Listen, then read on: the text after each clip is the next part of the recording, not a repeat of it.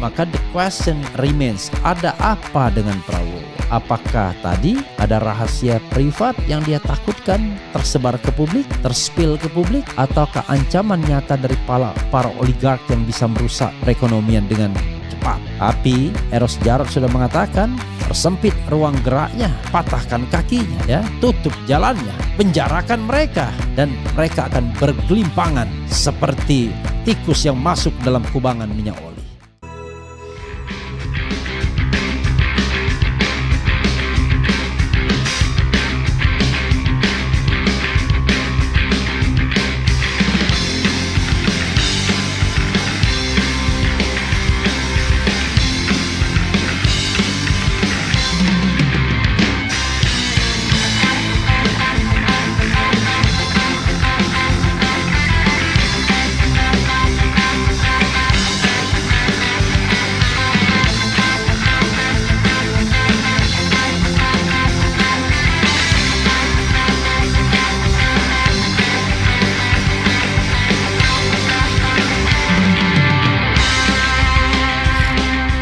Ini ada hal yang menarik, ya, terkait dengan tulisan dari Eros Jarod beberapa waktu yang lalu, dan tulisan ini sudah viral dan saya tertunda untuk membahasnya. Tapi menarik untuk disimak, dibahas, ya, karena bicara mengenai dua sosok penting di Republik ini, yaitu Prabowo dan satunya Mulyono, ya. Dan tulisannya mengungkit film Godfather, ya, film legendaris yang dibintangi oleh Marlon Brando, ya, dan satunya lagi tentu saja Al Pacino, ya. Coba kita lihat apa yang dituliskan oleh Eros Jarod, ya, dan kepada Sobat Era sekalian yang mau melihat kegiatan kemarin, ya, tetap bisa dilihat, ya. Ada 1, 2, 3, 4, 5 video paling tidak yang secara kontinu memberitakan kegiatan tersebut, ya. Luar biasa, ya. The Godfathers, Don Corleone, Joko Widodo, dan Don Mulyono tanda tanya oleh Eros Jarod, ya. Ini highlightnya, bila keberanian itu ada, maka tidak akan ada Don Mulyono, Don Corleone ala Indonesia. Mereka menjadi besar karena kita selalu mengecilkan diri, memperkecil kepercayaan diri, dan menjual harga diri kita sebagai bangsa pejuang yang berbudaya. Oke. Memulai tulisan ini, saya memang jadi teringat film Godfather. Film ini mengangkat kisah sebuah keluarga mafia imigran asal Sisilia, Italia yang beroperasi di daerah sekitar New York, Amerika pada tahun sekitar 1945 hingga akhir 50-an. Disutradarai Francis Ford Coppola, diangkat dari sebuah novel karya Mario Puzo. Dalam film ini ada satu adegan yang sangat menarik dan wajib untuk selalu diingat. Muncul dalam adegan ketika Don Corleone, bos mafia, diperankan oleh Marlon Brando, berpesan pada para kaki tangan setianya. Dilakukan Don Corleone pada saat dirinya mulai kehilangan posisi sebagai bos tunggal di wilayah kekuasaannya. Fatwa Don Corleone inilah yang selanjutnya dijadikan pijakan strategi para mafia dalam setiap bermain power game di wilayah politik ekonomi daerah maupun nasional. Pesan Don Corleone yang fenomenal ini kira-kira garis besarnya begini. Biarkan sekarang mereka yang berkuasa, tapi ingat yang menguasai harus tetap kita. Cuplikan fatwa Don Corleone ini membuat imaji dan pikiran saya tergelitik karena fatwa bos mafia ini sepertinya telah pula diadopsi oleh para oligarki di negeri kita. Sehingga bila ditempelkan pada rekam jejak manuver politik Jokowi agar dirinya tetap berada dalam circle kekuasaan istana, sangat pas. Terbukti setelah gagal merekayasa untuk tetap bercokol 3 periode menguasai istana, fatwa Don Corleone pun dimainkan Jokowi. Dibangunkannya gorong-gorong dan lorong politik yang mengarah pada tujuan sebagaimana arah politik power game-nya bos mafia. Dalam pemilu Pilpres 2024, terjemahan fatwa sang bos kira-kira arahannya begini. Biar saja Prabowo yang sekarang berkuasa, tapi harus kita baca Jokowi yang tetap menguasai. Berkuasa tapi tidak menguasai penuh dan bahkan malah bisa dikuasai. Ini yang namanya cara mafioso, baca oligarki ya. Berulah di dunia kekuasaan politik ekonomi di sebuah negara. Kali ini Indonesia yang membuka lebar peluang untuk sepenuhnya mereka kuasai. Lewat jalur eksekutif, legislatif, dan yudikatif. Bahkan lembaga keagamaan, semuanya mereka kuasai. Kekuatan ekonomi mereka mampu membeli semua itu secara tuntas. Atas dasar amatan dan kajian ini, saya pun langsung mengotak-atik misteri di balik pertemuan Jokowi dan Prabowo yang dikenal sebagai peristiwa politik Solo Affair. Peristiwa ini sangat ramai digunjingkan. Digambarkan, Prabowo sebagai presiden baru soan, lapor dan minta petunjuk presiden lama. Memakai istilah Bahlil, Prabowo soan Raja Jawa yang sangat berkuasa dan ditakuti. Seramnya bagi hantu penyihir yang mampu menyingkirkan dan menghabisi siapapun yang tidak tunduk pada perintahnya. Angkernya, sang Raja Jawa yang dicitrakan Bahlil ini, kekuatan jangkauan politiknya melebihi keampuhan Don Corleone dalam film Godfather. Don Corleone hanya berkiprah di satu wilayah, New York dan sekitarnya, sementara sang Raja Jawa kiprahnya pada satu wilayah negara. Walaupun demikian, saya tetap tidak terpengaruh ajakan teman-teman agar sang Raja Jawa ini diberi gelar yang sangat mentereng dan lebih beraroma internasional. Kepadanya layak diberi gelar Don Mulyono. Begitu menurut teman-teman yang saya biarkan mengalir sebagai aspirasi mereka. Saya lebih suka memakai istilah Bahlil barang itu, si Raja Jawa. Karena saya memang tidak bermaksud menyamakan Jokowi dengan Don Corleone. Bos mafia asal Sisilia itu sekalipun serupa walau tak sepenuhnya sama. Mungkin karena dalam amatan saya, Jokowi lebih dingin tapi lebih serem dan lebih tegas satu tingkat di atas Don Corleone. Karena para oligark telah sangat berhasil mencitrakan Jokowi sebagai penguasa yang harus dipatuhi. Dan siapapun yang berani melawannya pasti binasa. Makanya siapapun yang terkena mantra sihir politik ini langsung ciut hati dan pikirannya. Kehilangan nyali.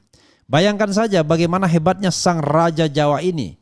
Lazimnya yang terjadi di hampir seluruh negara, presiden lama lah yang cenderung berupaya merapat ke presiden baru. Mungkin untuk menghindari permusuhan atau siap memberi nasihat bila diminta. Tapi dalam kasus Raja Jawa ini yang terjadi sebaliknya. Jokowi mampu mengkondisikan Prabowo lah yang harus sowan menemuinya di Istana Solo. Terjadi saat jelang pelantikan Prabowo sebagai Presiden RI ke-8 dan berlanjut baru-baru ini, pamit sebelum tugas negara melakukan perlawatan ke luar negeri.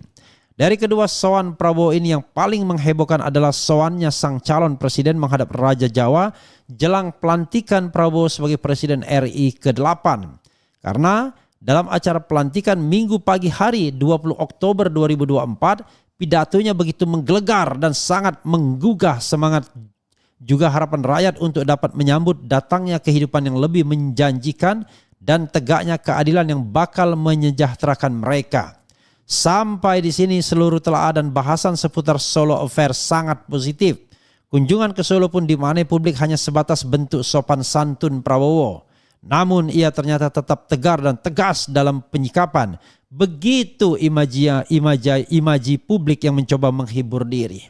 Mungkin dalam imaji publik ketika terjadi pertemuan Prabowo mengatakan pada Jokowi, "Stay away from Istana Circle, I'm now the president and I'm now running the show. Duduk manis, keamananmu dan keluarga saya jamin." Begitu kira-kira imaji publik yang berkembang. Namun sayangnya imaji keren ini hanya bertahan beberapa jam saja di benak publik. Karena pada malam harinya pasca Prabowo menyampaikan susunan kabinet dan siapa saja mereka yang dipercaya menduduki kursi menteri, wakil menteri, para menko dan seterusnya, suara batin rakyat dan seluruh analisa positif seputar Solo Affair berbalik 180 derajat. Harapan dan sinar terang yang bercahaya indah menerangi gedung MPR DPR di pagi hari pelantikan mendadak sontak berubah menjadi remang, pudar, redup, kelabu dan memilukan. Ternyata sejumlah kementerian penting dan strategis masih dipercayakan kepada para menteri Jokowi yang setia. Puncaknya ketika esok harinya sosok kontroversial Opung Luhut dinobatkan sebagai menteri paling luar biasa. Atas realita ini, kesan Raja Jawala penguasa sesungguhnya pun merebak menjadi buah bibir paling dibicarakan. Para analis pun tidak bisa membaca lain kecuali Prabowo dalam tekanan sang raja. Lebih jauh lagi, ternyata Prabowo masih juga dalam cengkraman tangan para oligarki, di mana Jokowi adalah rajanya. Bisa jadi karena para oligark ini mempunyai kekuatan nyata mengendalikan perekonomian di negeri ini. Bahkan sampai pengendalian bahan pokok seperti beras, gula, minyak goreng, dan lainnya. Berada penuh dalam kendali dan penguasaan mereka. Wajar bila Prabowo perlu berhitung. Nah, sampai di sini sejumlah pengamat dan segelintir analis masih bersabar untuk tidak langsung menjatuhkan penilaian serba negatif kepada Prabowo. Namun ketika sowan kedua dilakukan Prabowo sebelum melakukan kunjungan ke luar negeri, banyak pengamat yang sudah memastikan presiden de jure adalah Prabowo, presiden de facto tetap Jokowi. Hanya sangat sedikit pengamat yang masih menawarkan pandangan lain. Dalam sowan kedua ini dipersepsikan Prabowo justru menegaskan kembali kepada Jokowi rule of the game saat ia tak berada di Indonesia. Berkaitan sang putra mahkota yang bertengger di kursi wakil presiden mulai berulah. Tapi apa yang sesungguhnya terjadi? Sungguh merupakan pertanyaan yang belum mendapat jawaban pastinya, kecuali sebatas asumsi dan kemungkinan. Apalagi sempat tersebar rumor bahwa Prabowo dan putra tercintanya dikabarkan berada di bawah tekanan dengan akan disebarkannya sejumlah rekaman video perbuatan yang tak senonoh mereka. Dalam hal ini sungguh ngawur, karena kita semua tahu bahwa sekarang ini kecanggihan teknologi artificial intelligence bisa merekayasa apapun, termasuk yang tak terjadi dan tidak dilakukan menjadi ada. Terjadi dan dilakukan. Sangat tidak mungkin sekelas tingkatan seorang jenderal bisa dipermainkan hal-hal bodoh seperti itu. Berbeda dengan ancaman para oligark yang real, nyata dan ada. Kekuatan dan kemampuan mereka menggoyang pasar adalah nyata dan memang bisa.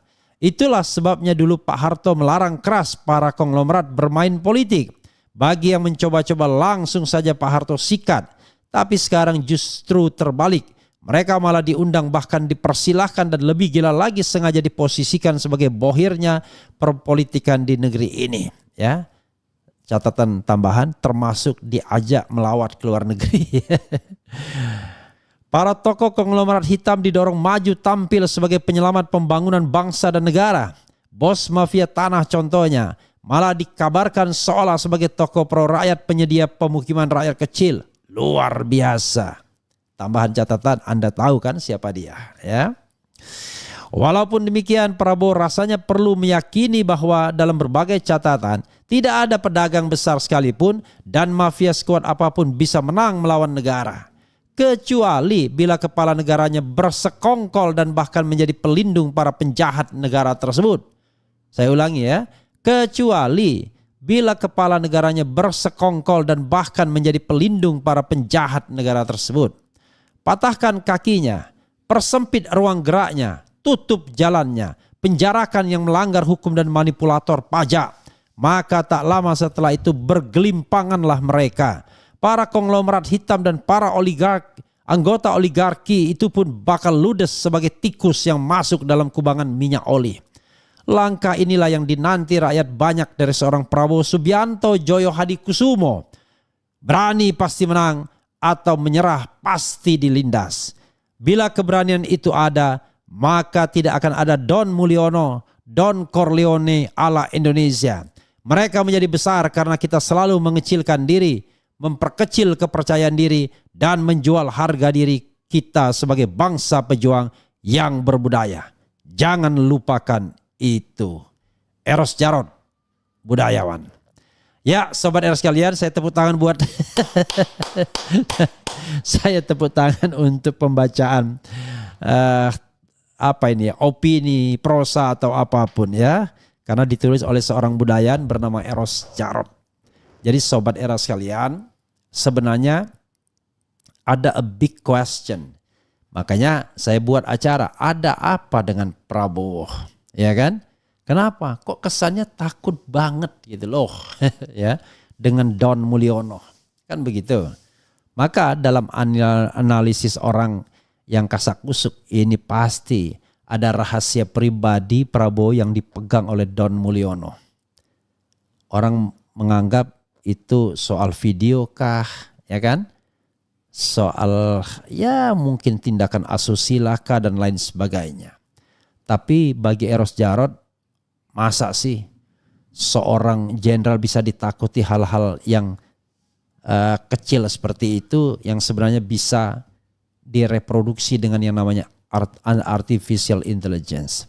Tapi dia bilang ancaman mafia, ancaman oligarki itu nyata yang bisa memporak-porandakan ekonomi. Tapi dia kasih panasiannya. Ya, panasiannya adalah di kalimat terakhir, yaitu patahkan kakinya. Prabowo rasanya perlu meyakini bahwa dalam berbagai catatan tidak ada pedagang besar sekalipun dan mafia sekuat apapun bisa menang melawan negara. Kecuali bila kepala negaranya bersekongkol dan bahkan menjadi pelindung para penjahat negara tersebut. Ya. Oh, saya ulangi lagi ya. Sorry, maaf. Patahkan kakinya, persempit ruang geraknya, tutup jalannya, penjarakan yang melanggar hukum dan manipulator pajak. Maka tak lama setelah itu bergelimpanganlah mereka. Para konglomerat hitam dan para anggota oligark itu pun bakal ludes sebagai tikus yang masuk dalam kubangan minyak oli. Langkah inilah yang dinanti rakyat banyak dari seorang Prabowo Subianto Joyo Hadikusumo. Langsung lengkap namanya. Jadi begitu ya. Kita tidak tahu. Maka the question remains, ada apa dengan Prabowo? Apakah tadi ada rahasia privat yang dia takutkan tersebar ke publik, terspil ke publik, ataukah ancaman nyata dari para oligark yang bisa merusak perekonomian dengan cepat? Tapi Eros Djarot sudah mengatakan, persempit ruang geraknya, patahkan kakinya, ya, tutup jalannya, penjarakan mereka, dan mereka akan bergelimpangan seperti tikus yang masuk dalam kubangan minyak oli. Itu yang harus dilakukan oleh Presiden Prabowo Subianto. Tapi tetap saja ya, Bang Refli bahas Mulyono yang nge-tweet ucapan selamat kepada Donald Trump menggunakan bahasa Inggris yang dihasilkan dari AI Chat GPT. Ya udahlah ya. Bang Menlu Sugiono ini sebenarnya bisa bahasa Inggris enggak? Kok dia selalu membaca teks ya dan ngomongnya medok, malu-maluin aja kita punya Menlu unkompeten. I don't know exactly ya. Saya kan nggak kenal sama Sugiono karena begitu. Tetapi ya ketika dipresented ketika oleh Prabowo kemudian sangat mengagumi ya seorang Sugiono yang dikatakannya lulusan terbaik di Amerika sana. Tetapi yang perlu kita pahami dan ketahui adalah yang tidak bisa dibohongi dari semua jabatan publik yang kita emban adalah experience, pengalaman. Kalau Retno kan dia berpengalaman. Saya pertama kali ketemu Retno ketika dia menjadi duta besar di Belanda. Ini negara yang besar. Jadi setelah itu dia jadi menteri luar negeri sehingga sangat mumpuni. Karena dia diplomat karir dan dia sudah tahulah dengan tata cara pergaulan dan lain sebagainya. Kalau Sugiono kita tidak tahu ya. Di mana kiprahnya. Apakah cukup educate ya. Apakah pernah berbicara di forum internasional misalnya, mewakili Indonesia dan lain sebagainya. Nah itu yang kita harus pahami ya. Pintar saja tidak cukup, tapi harus punya pengalaman paling tidak di bidang atau wilayah itu. Kan nggak boleh ada menteri magang. Menteri itu pemimpin sehari-hari sehingga dia harus mumpuni di bidangnya. Begitu ya sahabat era sekalian. Tidak boleh dia meraba-raba dulu bagaimana pekerjaannya. Tapi saya tidak bisa berkomentar lebih lanjut karena saya tidak kenal Sugiono dan apa track recordnya atau kemampuannya selama ini. Karena kalau cuma sekedar kemampuan akademik saja, lulusan terbaik dan lain sebagainya, banyak orang begitu ya. Ketika saya kuliah lulusan terbaik ternyata tidak menjadi apa-apa juga karena mereka hanya pengumpul makalah, pengumpul nilai ya. Begitu. Sobat era sekalian ya, soal Don Corleone ini ya. Semangat Mas Eros Jarot ya. Jadilah oposan sejati. Karena dulu partai Anda PDIP bagian dari kekuasaan ya. Tetapi baru sadar belakangan kelihatannya bahwa putra mahkota PDIP bermasalah yang bernama Don Mulyono itu ya. Dan itu pun ketika pecah kongsi di Pilpres. Ketika PDIP tidak mengendorse putra Don Mulyono dan Prabowo, dan sebaliknya Don Mulyono tidak mengendorse apa yang dicalonkan oleh PDIP. Disitulah pecah luar biasanya. Tapi jangan lupa, tetap saja ada upaya untuk bernegosiasi. Nah itulah susahnya, malasnya kita dengan politisi. Tetapi mudah-mudahan ya sikap oposisional PDIP ini sikap yang genuine. Ya. Begini, dalam demokrasi itu ada satu hal yang tidak boleh kita langgar sebagai komitmen kita, yaitu kebebasan berserikat, berkumpul, mengeluarkan pendapat baik secara lisan dan tulisan. Jadi kalau Anda berkuasa, kerjanya menarget orang, memenjarakan orang yang mengkritik Don Mulyono tempo hari, Anda tidak menghayati sebuah demokrasi. Itulah yang harus kita lawan. Perilaku kekuasaan yang memenjarakan orang karena berpendapat atau menggerakkan para buzzer untuk menghantam orang yang berpendapat. Yang paling layak adalah pendapat dibalas dengan pendapat, opini dibalas dengan opini, argumen dibalas dengan kontra argumen, bukan dibalas dengan sentimen sebagaimana sering dikatakan oleh Rocky Gerung ya.